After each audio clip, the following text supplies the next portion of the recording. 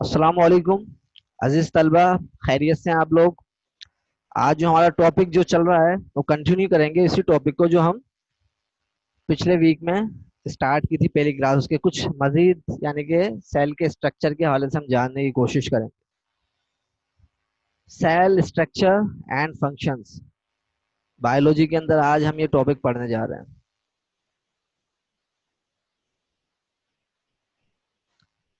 अरे हमने cell theory के ऊपर बात की थी, सेल थ्योरी के ऊपर कुछ यानी कि बेसिक यानी कि पॉइंट्स डिस्कस किए गए थे सेल थ्योरी के हवाले से, यानी कि सेल के हवाले से। The cell is the smallest unit of life, ये बात हमें पता है। Cell is basic structural and functional unit of living organisms. A new cell arise from pre-existing cell. All organisms are composed of one or more cells. ये मैं थोड़ा review करूँगा, quickly करूँगा। तो ये लास्ट यानी कि जो हमारी प्रीवियस क्लास थी उसमें हम ये डिस्कस कर चुके हैं। Discovery of the cell, Robert Hooke थे जिन्होंने डिस्कवर किया था 1965 में माइक्रोस्कोप की मदद से। Variation of cell, number, shape और साइज के हवाले से हमने सेल की वेरिएशन देखी थी, यानी कि यूनिसेलुलर और मल्टी सेलुलर ऑर्गेनिजम्स के हवाले से हमने जाना था, या खुलवी और कसीर खुलवी जानदार के हवाले से।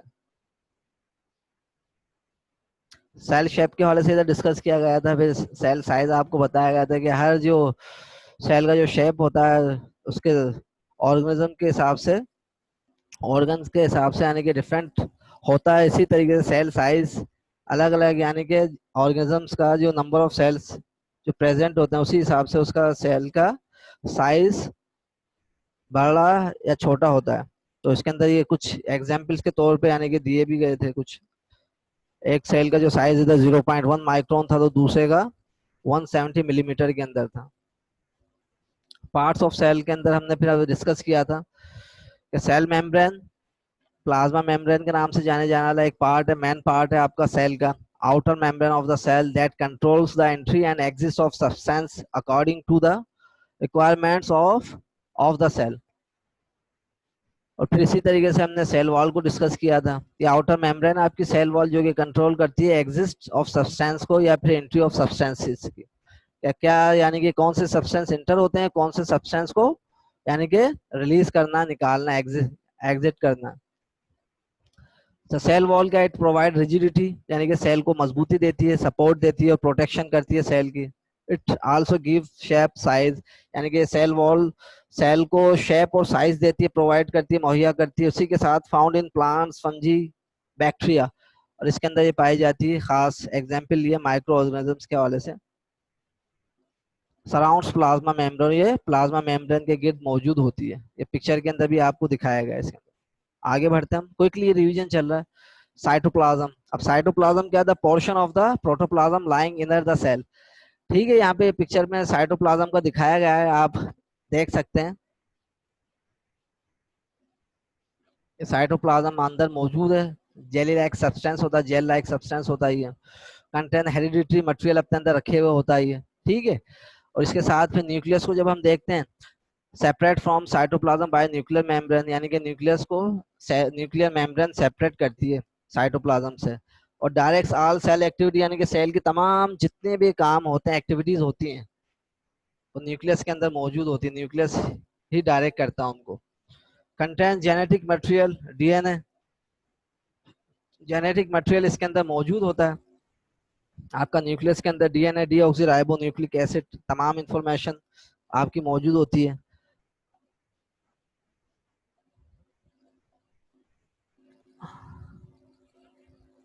नेक्स्ट स्लाइड की तरफ बढ़ते हैं हम।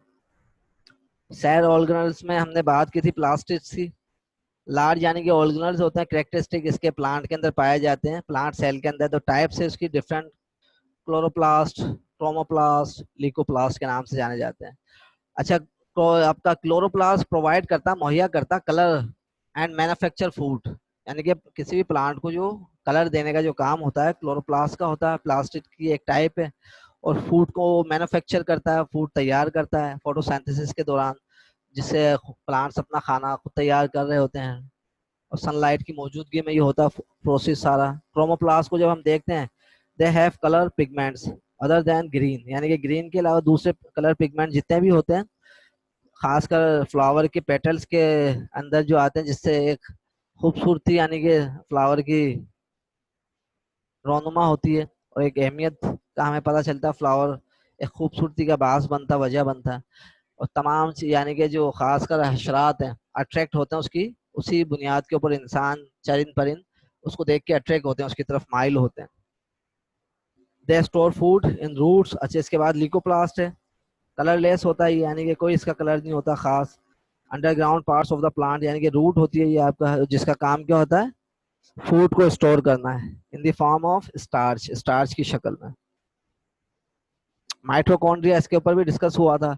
दे आर रॉड शेप और स्फेरिकल स्ट्रक्चर होते हैं ये। रेस्पॉन्सिबल यानी कि ये जिम्मेदार होते हैं इस बात के सेलुलर रेस्पिरेशन के हवाले से कि जितनी भी सेलुलर रेस्पिरेशन का जो अमल होता है, एनर्जी का यानी कि प्रोड्यूस होना डिफरेंट एक्टिविटीज की वजह से, और फिर वो तमाम सेल को मुहैया होना, फिर उसकी मदद से सेल की वर्किंग का होना, सारा माइटोकॉन्ड्रिया ही इस बात का रेस्पॉन्सिबल होता है। So it is called power house of a cell. इसी बुनियाद के ऊपर ये सेल का एक पावर हाउस जो एनर्जी को यानी कि बनाता है, तो इसी बुनियाद के ऊपर माइटोकॉन्ड्रिया को पावर हाउस सेल का कहा जाता है।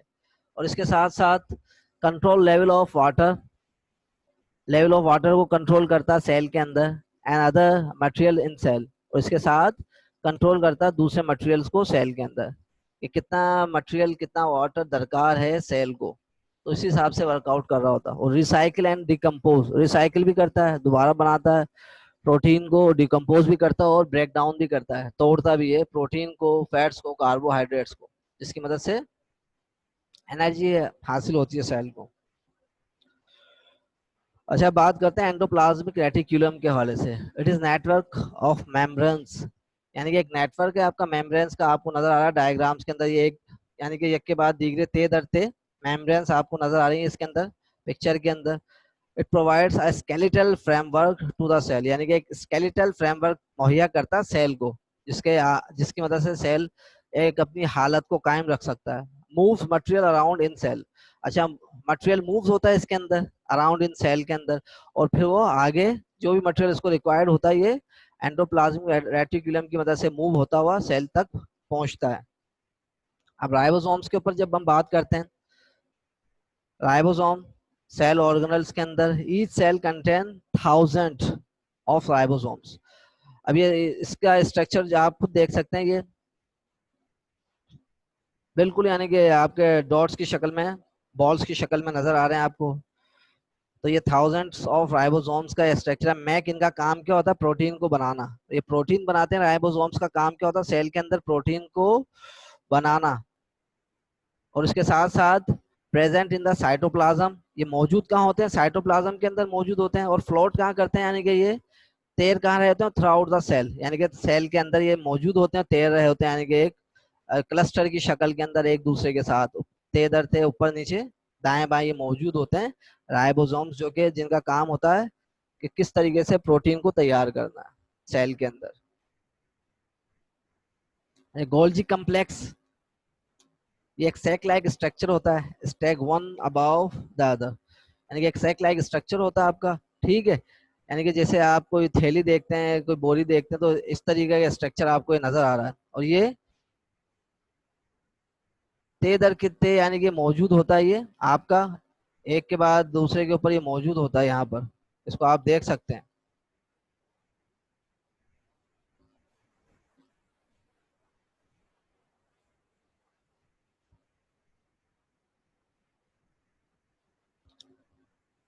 अच्छा, फिर इसी तरीके से जब हम बात करते हैं, स्क्रीन ऑफ कीजिए बेटा अपनी।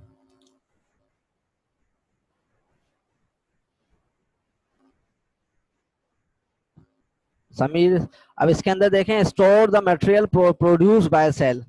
अच्छा, इसके अंदर जब ये सेक लाइक स्ट्रक्चर होता है, स्टैक वन अबव वन, यानी कि एक ते दर ते मौजूद होते हैं, एक के ऊपर एक होते हैं ये, ठीक है। स्टोर द मटेरियल यानी कि प्रोड्यूस बाय सेल, वो मटेरियल जो कि सेल प्रोड्यूस करता है उसको वो स्टोर करते हैं Golgi complex. So they are called store house. इसी बुनियाद के ऊपर ये उस मटेरियल को जो सेल प्रोड्यूस करता है उसको स्टोर करते हैं। जिस तरीके से अनाज को स्टोर किया जाता है, इसी तरीके से वो मटेरियल जो सेल प्रोड्यूस कर रहा होता है सेल की एक्टिविटीज के दौरान बनने वाला वो मटेरियल जिसे यानी कि गोल्जी कम्प्लेक्स प्रोड्यूस करता है, तो ये इसी बुनियाद के ऊपर स्टोर हाउस कहलाता है सेल का। अच्छा, बात करते हैं वैक्यूल के हवाले से। वैक्यूल की जब बात करते हैं, empty space in the cytoplasm, ये वैक्यूल आपको नजर आ रहे हैं डायग्राम के अंदर, ये एम्प्टी स्पेस होते हैं साइटोप्लाज्म के अंदर मौजूद होते हैं। अच्छा, ये इनके अंदर काम क्या होता है इनका, it store axis of water, यानी कि जो एक्सिस अमाउंट ऑफ वाटर जो सेल में आ जाता है तो उसको अपने अंदर स्टोर कर देते हैं, ठीक है। एंड वेस्ट प्रोडक्ट जो होती है, जो सेल के अंदर वेस्ट प्रोडक्ट होती है, वो उसे अपने अंदर ये स्टोर कर लेते हैं। वैक्यूल अपने अंदर उसको जस्ट कर लेते हैं, अपने अंदर जमा कर लेते हैं। अच्छा, in amoeba it held food for digestion. Amoeba की जब हम बात करते हैं, it held food for digestion, यानी कि वहां पर ये फूड को हेल्प करता है और डाइजेशन का अमल शुरू करता है फिर अमेबा के अंदर खास, क्योंकि ये एक माइक्रो ऑर्गेनिज्म है, यूनिसेलुलर है, तो इस बुनियाद के ऊपर इसका काम वहां पर अमेबा के अंदर कुछ डिफरेंट काम होता है। Cilia and flagella. अब सीलिया एंड फ्लैजिला क्या होते हैं ये, they are small they are small extensions on their cell membrane. They help in locomotion and collection of food. Paramecium have numerous cilia while Euglena has a single flagellum. अच्छा, आपको सीलिया के हवाले से बताता चलूं कि ये खासकर यानी कि पैरामेशियम और यूग्लिना के अंदर ये एक यूनिसेलुलर ऑर्गेनिज्म है। पैरामेशियम और यूग्लिना ये यूनिसेलुलर ऑर्गेनिज्म है या खुले जानदार हैं। अच्छा, उसके अंदर ये मौजूद होते हैं पैरामीशियम के अंदर, यानी कि कुछ ज्यादा तादाद में होते हैं, जबकि यूग्लिना के अंदर ये सिंगल यानी कि फ्लैजेलम की शक्ल में होता है। आगे फिगर के अंदर आपको दिखाया जाएगा। और इनका काम क्या होता है, लोकोमोशन कराते हैं, यानी कि हरकत कराते हैं, मूव करते हैं ये पानी के अंदर। इसको क्या करते हैं, लोकोमोट करते हैं, आगे की तरफ मूव करते हैं। ये जब मूव कर रहे होते हैं तो इसकी मदद से पैरामीशियम मूव करता है। इसी तरीके से दूसरा काम इनका क्या होता है, कलेक्शन ऑफ फूड। सीलिया का और फिलेजिया का जो काम होता है, फूड को कलेक्ट करते हैं और फिर एब्जॉर्ब करके ये एक पूरे यानी कि पैरामेशियम और यूग्लिना को प्रोवाइड करते हैं। आगे फिगर में अब देखेंगे आप, ये आपको फिगर नजर आ रही है पैरामेशियम की, स्ट्रक्चर ऑफ अ पैरामेशियम, और ये स्ट्रक्चर ऑफ अ यूग्लिना। अच्छा, ये देखें, ये आपको फ्लैजिलम नजर आ रहा है पूरा, ये जो धागे नुमा जो आपको स्ट्रक्चर है फ्लैजिलम, ये मूव कराता है इसको, जब ये लोकोमोशन कर रहा होता है तो फ्लैजिलम की मदद से यानी कि ये मूव करता है, और दूसरा फूड को एब्जॉर्ब करता है, स्टोर करता है, फूड लेता है। इसी तरीके से ये आपको सीलिया नजर आ रहे हैं, ये छोटे छोटे से जो मूव बाल जो नजर आ रहे हैं ऊपर, ये पैरामीशियम की बॉडी के ऊपर। तो ये इसकी मदद से क्या करते हैं, ये मूव करते हैं और फूड कंटेन करते हैं। आगे बढ़ते हैं अपनी नेक्स्ट स्लाइड की तरफ। सेल की टाइप्स होती है इसी तरीके से कुछ। अब सेल के अंदर यानी कि on the basis of their nuclear organisation cell are types, यानी कि दो टाइप्स के यानी कि सेल होते हैं। ये आपका पूरा का पूरा डिफरेंसेस की शक्ल के अंदर एग्जाम्स के अंदर आता है, तो इसको आपने याद करना। ये प्रोकैरियोटिक सेल और यूकैरियोटिक सेल के अंदर सेल की जो टाइप्स है उसको हम देखेंगे। ये ग्रीक वर्ड है, pro means primitive, karyon means nucleus. Primitive यानी कि नॉन न्यूक्लियस, इसके अंदर प्रोकैरियोटिक जो सेल होते हैं उसके अंदर कोई न्यूक्लियस नहीं होता, यानी कि ये यूनिसेलुलर ऑर्गेनिजम्स के हवाले से बात होती है। बास खासकर बहुत छोटे सेल होते हैं, बैक्टीरिया और ब्लू ग्रीन एलर्जी इसकी एग्जाम्पल के तौर पर हम देख रहे हैं नीचे। नो यानी कि membrane bound organelles like mitochondria और क्लोरोप्लास्ट, यानी कि माइटोकॉन्ड्रिया और क्लोरोप्लास्ट इसके अंदर मौजूद नहीं होते। बैक्टीरिया और ब्लू ग्रीन एलर्जी इसके अंदर इसकी एग्जाम्पल के तौर पे हम देखेंगे, यानी कि रिप्रोड्यूस करते हैं asexually by budding and fission. एक दो रिएक्शन यानी कि प्रोसेस होते हैं जिसकी मदद से ये आपकी यानी कि रिप्रोडक्शन का अमल सेक्सुअली एसेक्सुअली तौर पे कर रहे होते हैं। First type of cell on the earth देखा गया, जो cell very small in size देखा गया था, वो 1 to 10 माइक्रोमीटर उसका साइज था। इसी तरीके से हम बात करते हैं यूकैरियोटिक सेल की। Greek means you means true, यानी कि हकीकी, कैरियन मीन्स न्यूक्लियस, हकीकी न्यूक्लियस। इसमें यानी कि ट्रू न्यूक्लियस मौजूद होता है। मेम्ब्रेन बाउंड ऑर्गेनल्स होते हैं यहाँ पर, जैसे ऊपर नहीं थे, माइटोकॉन्ड्रिया क्लोरोप्लास्ट की शक्ल में। ऑल यानी कि other organism except bacteria and blue green algae, यानी कि बाकी जितने भी जानदार बैक्टीरिया और ब्लू ग्रीन एलर्जी के अलावा होते हैं इसके अंदर मौजूद होते हैं। Cell size generally 10 to 100 micrometer के अंदर इसका साइज होता है तकरीबन। और फिर इसके साथ सम आर लार्ज, और बाज जानदार ऐसे होते हैं जो कि बहुत ज्यादा बड़े होते हैं। यूकैरियोटिक यानी कि मल्टी सेलुलर ऑर्गेनिज्म की बात हो रही है यहाँ पर। आगे बढ़ते हैं अपने नेक्स्ट स्लाइड की तरफ। टिपिकल एनिमल सेल, ये एक एनिमल सेल इधर दिखाया गया, इसकी डायग्राम आप देख सकते हैं, बनानी है आपको अपने रजिस्टर्स के ऊपर। ये प्लाज्मा सेल मेम्ब्रेन है, डिस्कस हो चुका है, एंडोप्लाज्मिक रेटिक्यूलम है, न्यूक्लियस है, राइबोसोम्स है, लाइसोसोम्स, माइटोकॉन्ड्रिया, गोल्जी कॉम्प्लेक्स या अपरेटस के नाम से जाने वाला पार्ट। इसी तरीके से क्रॉस सेक्शन के तौर पे इसको यानी कि जब इसको क्रॉस करके यानी कि डायसेक्ट किया गया, काटा गया, तो इसको क्रॉस सेक्शन के अंदर जब हम देखते हैं एनिमल सेल को, तो इसके अंदर भी आपको कुछ इसके सेल ऑर्गेनल्स नजर आ रहे हैं। Cell membrane, nucleus, nucleolus, nuclear membrane, vacuole, mitochondria, Golgi complex, endoplasmic reticulum, cytoplasm, centrosomes. ये क्रॉस सेक्शन डायग्राम है, ये बनानी है आप लोगों ने। अच्छा, टिपिकल प्लांट सेल जब हम देखते हैं उसके अंदर ये ऑब्जर्व ये करना है कि कौन सी चीज यहाँ मौजूद है, कौन सी चीज मौजूद नहीं है। गोल्जी यानी कि आपके कम्प्लेक्स, राइबोसोम्स, एंडोप्लाज्मिक रेटिकुलम, इसी तरह से वैक्यूल्स वगैरह इसके अंदर मौजूद है, माइटोकॉन्ड्रिया, साइटोप्लाज्म है, वैक्यूल मेम्ब्रेन है, chloroplast, Golgi apparatus, cell wall वगैरह सब ये टिपिकल प्लांट सेल के अंदर मौजूद है। सारा स्ट्रक्चर फिगर की शक्ल में आपको दिखाया गया है, कहाँ कौन सा सेल के अंदर ये प्लांट सेल में कौन कौन से ऑर्गेनल्स मौजूद हैं। Cross section of a plant cell, जब इसको क्रॉस सेक्शन किया जाता है इसको, तो फिर इसके अंदर भी आप अंदर से इसको और वाज़ा तौर पे देख सकते हैं तमाम सेल ऑर्गेनल्स को। डायग्राम के अंदर इसको लेबलिंग के साथ वाज़ा किया गया और हर एक के ऊपर डिस्कस हो चुका है। आगे बढ़ते हैं नेक्स्ट स्लाइड की तरफ।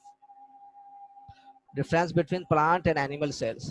अब डिफरेंस बिटवीन प्लांट और एनिमल सेल्स के ऊपर जब हम बात करते हैं, तो सेल कंपोनेंट्स ऑर्गेनल्स, यानी कि सेल ऑर्गेनल्स को cell wall, cell membrane, plastid, mitochondria, nucleus, vacuoles, chloroplast, ribosome, shape, Golgi apparatus और उसका साइज। प्लांट सेल और एनिमल सेल के अंदर अब जब देखते हैं तो सेल वॉल प्लांट सेल में क्या है, प्रेजेंट है, जबकि एनिमल सेल में क्या है, एब्सेंट है। इसी तरीके से सेल मेम्ब्रेन प्रेजेंट है प्लांट सेल में भी और एनिमल सेल में भी। जब बात करते हैं प्लास्टिड की, तो प्लांट सेल में प्रेजेंट है और एनिमल सेल में एब्सेंट है। माइटोकॉन्ड्रिया की बात करते हैं तो माइटोकॉन्ड्रिया प्लांट सेल में और एनिमल सेल में प्रेजेंट है। इसी तरीके से न्यूक्लियस की बात करते हैं तो न्यूक्लियस भी प्रेजेंट है प्लांट और एनिमल सेल में।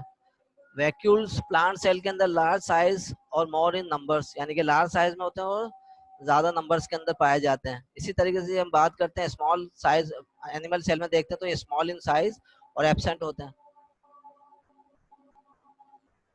आगे जब हम बात करते हैं राइबोसोम्स क्लोरोप्लास्ट की, तो प्लांट सेल में ये प्रेजेंट है और एनिमल सेल में क्या है, एब्सेंट है। जब हम बात करते हैं राइबोसोम्स की, तो ये प्लांट और एनिमल सेल दोनों में प्रेजेंट है। इसी तरीके से जब शेप की बात करते हैं प्लांट और एनिमल सेल, तो प्लांट सेल का जो शेप होता है फिक्स होता है और एनिमल सेल का इरेगुलर शेप होता है। गोल्जी अपरेटस प्लांट और एनिमल सेल में क्या होते हैं, प्रेजेंट होते हैं दोनों में। साइज जब देखते हैं इसका, जो प्लांट सेल का जो साइज होता है लार्जर होता है कंपेरेटिवली, यानी कि इसका स्मॉलर इन साइज होता है एनिमल का। ये इसके डिफरेंसेस थे प्लांट और एनिमल सेल को, आप इसको नोट डाउन कर सकते हैं, उसको पूरा यानी कि लिख सकते हैं वाज़ा तौर पे। ये अच्छी तरह से एक्सप्लेन कर दिया स्लाइड। या कोई रिवीजन करते हुए इसके अंदर सेल टिश्यू ये हम सब ऊपर पढ़ चुके हैं पिछली क्लासेस के अंदर, प्रीवियस क्लासेस में। ऑर्गन्स, ऑर्गन सिस्टम, ऑर्गेनिज्म, यानी कि लेवल ऑफ ऑर्गेनाइजेशन को जब हम देखते हैं तो सेल आ जाता है। तो cell is the smallest unit of life. Tissue के ऊपर भी बात कर चुके, group of similar cells that perform specific function. Organs की बात करते हैं तो इसको group of different tissues form an organ, example liver, kidney, stomach. इसी तरीके से जब हम बात करते हैं ऑर्गन सिस्टम की, तो group of organs that work together perform specific function, example digestive system, circulatory system. ये सब हम डिस्कस कर चुके हैं प्रीवियस क्लासेस के अंदर। ऑर्गेनिज्म की जब बात करते हैं हम, different organ systems work together to form और एन ऑर्गेनिज्म। तो इसी तरीके से ऑर्गेनिज्म जब बनता है, जब मुख्तलिफ ऑर्गन सिस्टम वर्कआउट करते हैं और फिर एक ऑर्गेनिज्म तख्लीक पाता है। ये फिर लेवल ऑफ ऑर्गेनाइजेशन डायग्राम के जरिए से दिखाया गया है। एटम है, ये आपका वो पता होना चाहिए, केमिकल लेवल है। ये मॉलिक्यूल, फिर एटम मिल से मिलके मॉलिक्यूल है, फिर इसके अंदर ऑर्गेनेल्स बनना शुरू होते हैं, सेल है, फिर टिश्यू है, ये लिविंग बींग्स की तरफ चला जाता है, फिर ऑर्गन्स, ऑर्गन सिस्टम एक ऑर्गेनिज्म बन जाता है। ये लेवल ऑफ ऑर्गेनाइजेशन का। अच्छा, इसके अंदर फिर हम आगे चल के इंशाल्लाह इसको पढ़ेंगे डिटेल के साथ इस टॉपिक को। Cell division and cell growth. Cell growth यानी कि सेल का बढ़ना। When a cell is formed it is small but it gradually grow in size by taking nutrients, and after reaching certain size it divides into two new cells।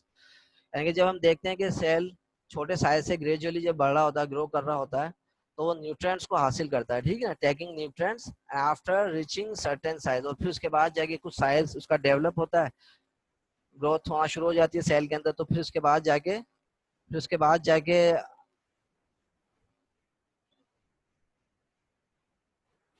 फिर उसके बाद जाके यानी कि सेल डिवाइड होना शुरू हो जाता है, नए सेल बनना शुरू हो जाते हैं। तो इसमें सेल डिवीजन को हम देखते हैं। फिर सेल डिवीजन को जब हम देखते हैं, cell division is the process by विच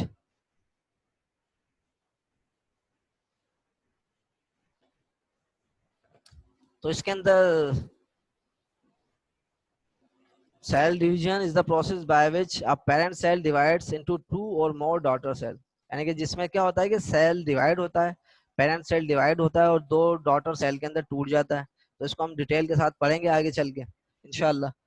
अभी बस टाइम भी बस आपका लास्ट, बस होम टास्क आपको ये लास्ट टाइम भी दिया गया था, वो ये इसको रिव्यू कर लिएगा। आपको करना है कि होम टास्क के अंदर draw diagrams of plant and animal cell, अभी दिखाई गई है आपको वाज़ा तौर पे।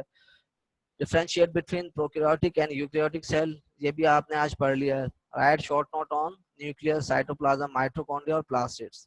ये सारे के सारे होम टास्क जो कि आपको करने हैं, ठीक है। आखिर के अंदर बस मैं आपसे इजाजत चाहूंगा, अपना बहुत बहुत ख्याल रखिएगा। अल्लाह हाफिज, अस्सलाम वालेकुम वरहमतुल्लाहि वबरकातुहू।